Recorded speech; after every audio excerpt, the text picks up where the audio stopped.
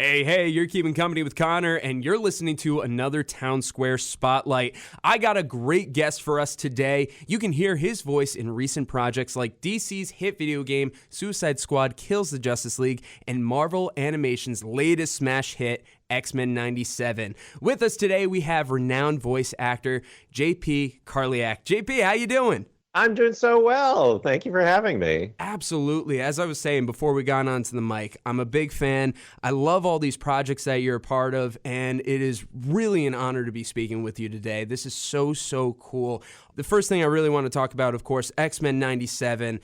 I was a big fan of the original series. I'm a big fan of this now. It's so cool to be able to talk to you about this show that so many people are loving. What is it, like 98% fresh on Rotten Tomatoes? People and fans can't get enough of this. How do you feel to be in a project like this and taking over the character of Morph from other voice actor Ron Rubin? What's that like to now step into these shoes? You know, I've done a lot of legacy voice characters in my career, and there's always a degree of pressure that comes with it, fan expectations, there's and of varying degrees, and there's also the expectations of the producer, whether you're going to do an exact sound alike or you can put a little bit of yourself into it.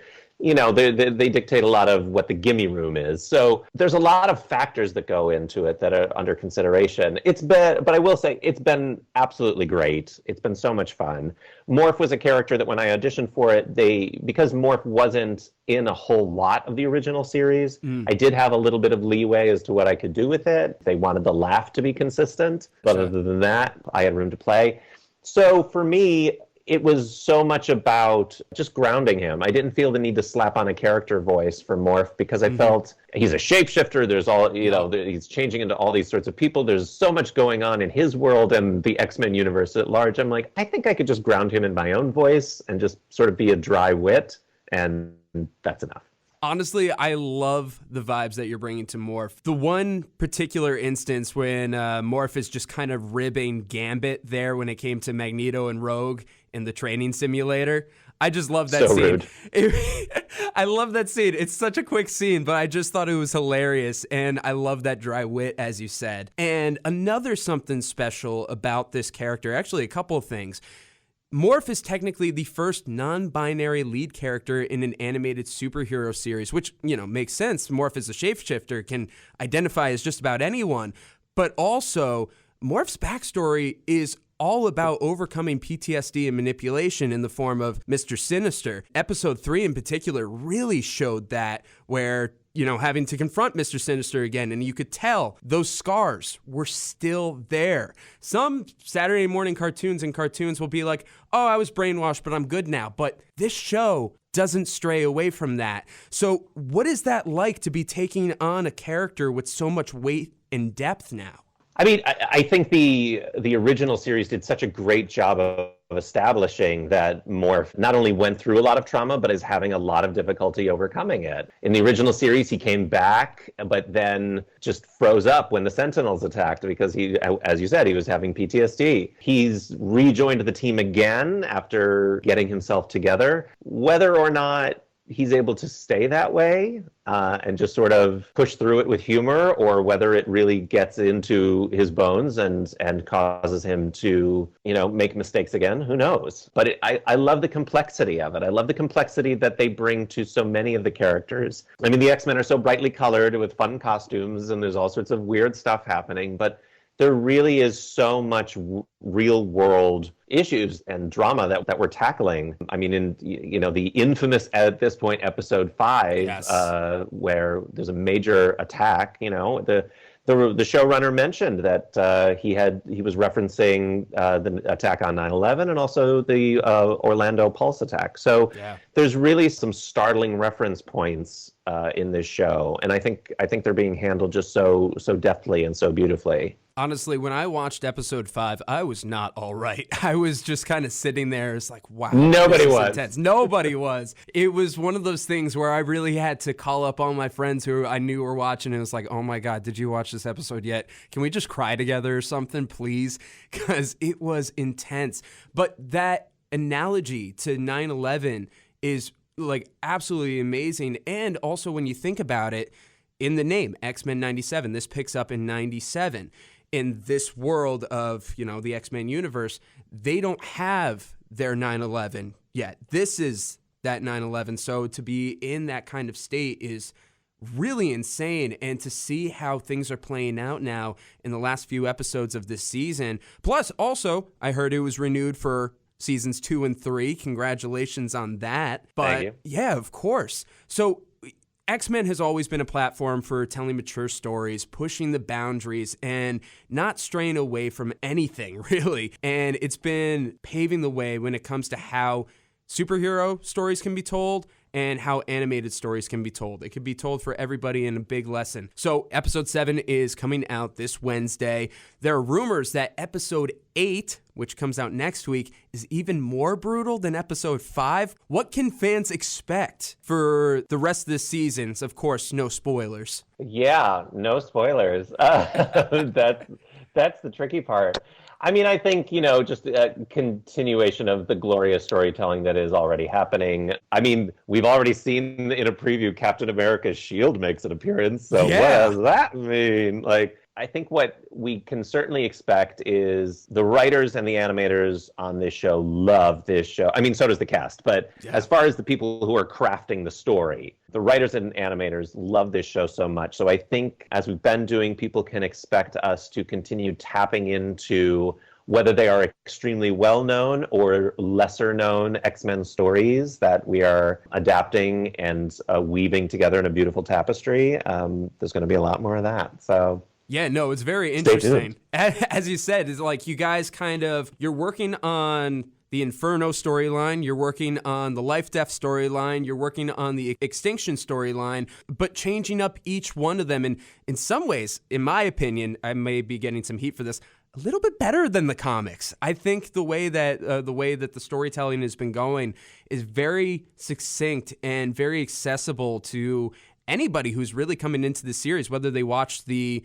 original in the 90s or they binged it, or if they're just watching this season and that's it. I think it's very accessible and very powerful for anybody who's watching it right now. With that being, so obviously we just got the few episodes left. You guys are renewed for 2 and 3. Does that kind of take a little pressure off of you, as you said, how entering this role, a legacy character, you have those weights, but now that, hey, the green light for 2 and 3, does that help ease up any? Yeah, I mean, I think my biggest concern, partially because I've played so many legacy characters at this point, I've learned to kind of let go of. I obviously I want to pay homage to what was done before. I want to be respectful of the source material, but I also can't be hyper precious about it and afraid that I'm going to offend people. Of course, there are going to be every single time you do a legacy character, there's somebody who's going to be like, I hate it, you know. So that's less my concern. I'm so glad that it does resonate with people. But I think what was my greater concern, as you mentioned earlier, Morph is the first non-binary lead superhero. I really wanted it to resonate with queer fans, especially queer youth, and just feel that they were seen, that they were heard, and that they had a positive representation shown on screen. That was my concern. I am relieved and am taking a lot of deep breaths that has happened. And we did a convention a few weeks ago where there were people coming up to me and just so effusive about what Morph has meant to them. So that's been awesome. That's really been my priority. That's amazing. And honestly, I just think it's such a seamless thing. And that's exactly what it needs to be. Just normalized and accepted and just have that love and be like, yeah, Morph's here. Morph's part of the team. Morph is non-binary, but that's Morph. And Morph is part of the team and is an amazing character and just as much a part of the X-Men as anybody else. So I love that representation, and I love that for you, that you get to have these conversations with everybody. I really want to dive into your queer activism in a moment, but before we get into that, I want to talk about one of your other projects that you've been doing recently. Jumping from Marvel to DC, you voiced the Clown Prince himself, the Joker, in the hit video game Suicide Squad Kills the Justice League. You're going from hit to hit recently. My gosh, and of course, 2 different teams. So what is that like to be portraying not just such a famed villain, but here you are going from one side to the other. You're playing a hero on one side, but you're playing one of the greatest villains on another side. What's that like for you to take on this role now? I mean, I'm a big fan of playing villains. It's one of my favorite things. Or at the very least, somebody who is a bit of a mischief, and I think Morph certainly is that. I really love this version of the Joker. I think I was lucky enough that I got to play a version of the Joker that we've never seen before. That is an Elseworld Joker, so I really got to make him my own. And yeah, he's so super fun. He's a younger Joker who is coming into a world that used to have a Mark Hamill Joker before he died in this universe. Yeah. So I am sort of emulating what my character is feeling in that I'm walking into a world where I know there are massive shoes to fill. And he's trying to take notes from what this older, certainly more megalomaniac Joker had done before him. Yeah, so it's an interesting parallel. But I've had so much fun, and as a new version of the Joker, it's been fun to pull references from so many different previous portrayals that I've loved for years. I'm sure. And of course, you mentioned Mark Hamill, definitely very well renowned. Besides Luke Skywalker, people know him very much from the Joker. So I got to ask, how much of this did you grow up on? Did you read these comics? Did you watch all these cartoons? Are these the kinds of roles that inspired you to go into voice acting in the first place? Watch the shows? Yes, for sure. I mean, I was a massive fan of Batman the Animated Series, and I watched a ton of cartoons as a kid. I did not watch X-Men the Animated Series only because for me, it was on weekday afternoons. Okay. And I would get home from school, and I would turn on the TV, and I would see the credits end just as I would be sitting down to watch the next show. So I knew the theme song. Yep. But it wasn't until the movies that I really got into the X-Men, and then just started deep diving into the lore and really getting into what they were all about. I think I'm more of a comic book person now than I ever was as a kid. Gotcha. I just didn't have friends that read them, so it never really came up. But if you really want to know the lore of all of these movies and TV shows and properties, you have to go back to the source. So it's been fun to do that now. Oh, that's awesome. So when you were growing up, and since you said you're a big fan of the Batman animated series, did you kind of grow up as a kid and was looking at the Joker as oh, I want to play him one day? Oh yeah, for sure. I've had my Joker laugh for years, and beautiful. I posted on my Instagram as we were leading up to the release of it. My Halloween costume. What was this? 1988. So my Halloween costume in 1988 as the Joker. My Halloween costume in 2003 as the Joker. My Halloween costume in 2010 as the Joker. So it's been a long time coming. This has been a long time coming, and that's awesome. I'm so glad that you're able to take on this role, something that has been with you practically your whole life. So that's awesome. I love it. Your laugh in particular, haunting, chilling, absolutely beautiful. Keep it up. I can tell that you practiced it. Again, you're listening to a Townsquare Spotlight. We're speaking with renowned voice actor J.P. Karliak, talking about X-Men 97, talking about Suicide Squad kills the Justice League. And now I really want to touch on something that means a lot to you, your LGBTQIA activism. And there's a number of things. You've already said before with Morph, the first non-binary lead superhero. That's big. But then, of course, this is not the first time that you have gone out and been on your platform. You have a number of really great things.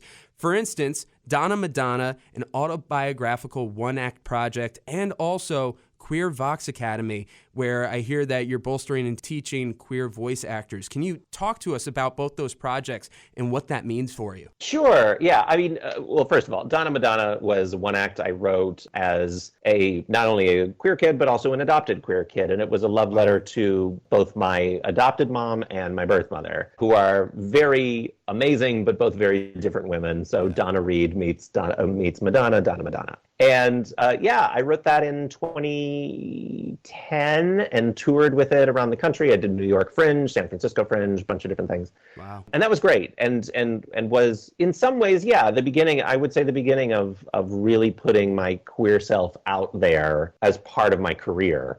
And then Queer Vox came out of pandemic, really. In 2021, I was talking to friends who are casting directors, And we were simultaneously celebrating the rise of queer characters in video games and animation, but also bemoaning the lack of authentic casting of those characters. They were usually played by cis or straight voice actors. And the common refrain was usually, well, I don't know where to find them. And I'm like, well, it's not like they don't exist. They're around, you know. So I started a class, which eventually developed into an online community, and now the organization that it is today, with a very robust online talent directory with nearly 1,000 voice actors on it, used by casting offices across the country. We also still offer classes in a variety of different areas. And we also do a lot of industry-focused training for studios and casting and agents and all sorts of people to really stress why this authentic casting is important, and talking about how it has less to do with, you know, who can play what. You know, we've all seen Stanley Tucci. We know he can play a gay guy, like, you know, and we found it very beautiful and affecting. It's less about the talent discussion, and it's more about we need to be offering job opportunities for people, for queer people, to earn wealth telling their own stories. You know, it's really about the business. It's really about equal opportunity employment. So that's what our mission is, and we've been going strong for a few years now, and yeah, it's been great. No, that's really terrific. And I got to ask with that, since you've embraced the activism in with your professional career, how would you say that has changed the trajectory of things? Because if you're saying that you didn't really kind of adapt that into your professional career until about 2010, what was that like to embrace all these sides now and have these discussions and have these projects with all these people? Honestly, I think in a lot of ways, as I've come to understand my queerness better, you know, I knew I was gay since I was a child, but like, you know, but I really didn't start identifying as genderqueer until, you know, my late 30s, as I really came to understand what that term meant. And I'm like, oh, wow, yeah, that's me. You know, but as I've known myself better, more doors for my career have opened up. And I'm not going to say that it's necessarily just because of like oh, you're that label. We need somebody who's that label. Let me pull you in for this label. You know, yeah. It's really had more to do with that as an actor. The more awareness and confidence you have in your own body, the better you are at inhabiting others. So, yeah. So it's really just been a period of growth for me as I've been doing more of this. And I don't feel, I will not acknowledge I'm privileged in the sense that I do have the ability to shift my voice into, you know, quote unquote straight passing or whatever. You know, I was Boss Baby. I played Alec Baldwin. So like, you know, yes. Yeah. So I'm fortunate in that regard that I have that flexibility, but it has also been beautiful to be that I can bounce between being entrusted to play these ostensibly straight or cis or mask characters while also being able to play authentically queer characters as well. Coming into yourself, coming into form like that and finding that confidence. And I'm so happy to hear that for yourself. And I think it's a great inspiration to a lot of people who are trying to find themselves as well, whether it's in the industry or just day-to-day life, whether it's just somebody in school right now trying to figure out who the heck they are. But they hear your voice on X-Men 97 or one of their favorite video games or one of these things, and they're like, wow, he's doing it. I can find myself too. So that's really, really awesome. Talking about finding one's voice, this is also an election year. And another thing that you find very important to yourself is Nerds Vote. Can you talk to us about Nerds Vote? Yeah, Nerds Vote was the brainchild of my friend and fellow voice actor, Courtney Taylor, who you might know from Fallout and Mass Effect. Yes. And Courtney had the idea to bring voter registration opportunities to conventions. And then we started doing that, and then the pandemic hit, and we pivoted to more online digital outreach. So now Nerds Vote is a lot of things. We utilize our army of quote-unquote notable nerds, the voice actors and fellow actors with the fan base, to get them to engage their fans with the importance of voting, all in a nonpartisan way, that it's not about, we're not getting into specific candidates or issues, even though we ourselves as humans are very opinionated on that. It's really more about just getting involved in your democracy, because truly, we feel that the death of our democracy isn't going to be one opinion or the other. It's going to be the apathy of having an opinion and the lack of awareness. Yeah, right now we're actually gearing up for Free Comic Book Day. We're partnering with 50 comic book stores across the country. We're sending out all of our Nerds Vote swag to give out to all of their customers that'll have QR codes where they can just snap them and register to vote. And just a little carrot on top of that wonderful holiday of Free Comic Book Day. That's amazing. And I got to say, Free Comic Book Day was like one of my favorite holidays each year. We had a book fair at school for Free Comic Book Day, and I would just go crazy. So I know it inspired me a lot. I know it inspired a lot of my friends, and that's just a really awesome way to be able to get the word out there about something that is so powerful and so needed right now. So honestly, thank you for your work. Thank you for your time, of course. You can check out JP on X-Men 97. You can check that streaming on Disney+. You can check out Suicide Squad Kills the Justice League. You can buy that video game for yourself and, of course, support. You can check out all the other links when it comes to Queer Vox Academy and Nerds Vote. You can find more of that online in the description of this interview on the Townsquare Media website. JP, thank you so much for speaking with me today. I greatly appreciate it. Do you have any last little nugget for anybody listening? Well, since we ended on what we ended on, go out and vote. Go out and vote. Absolutely. I agree. Thanks so much, JP. Thank you.